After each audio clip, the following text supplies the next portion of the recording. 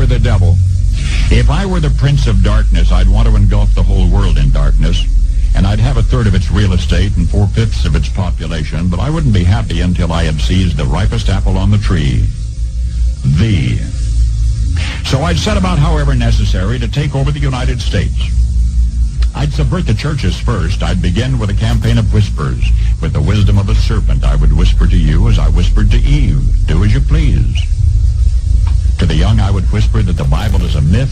I would convince them that man created God instead of the other way around. I would confide that what's bad is good and what's good is square.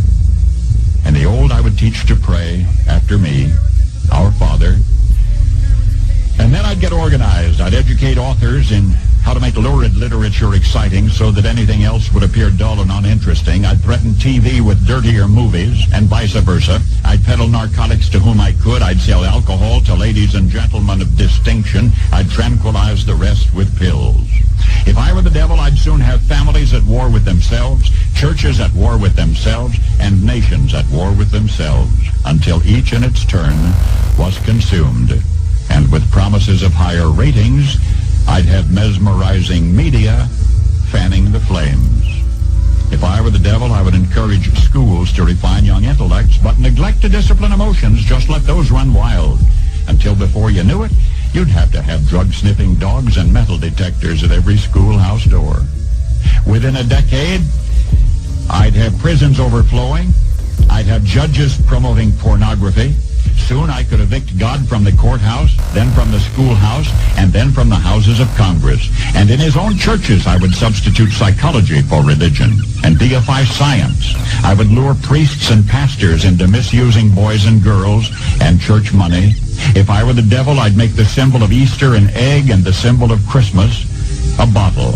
If I were the devil, I'd take from those who have and give to those who wanted until I had killed the incentive of the ambitious. And what'll you bet? I couldn't get whole states to promote gambling as the way to get rich.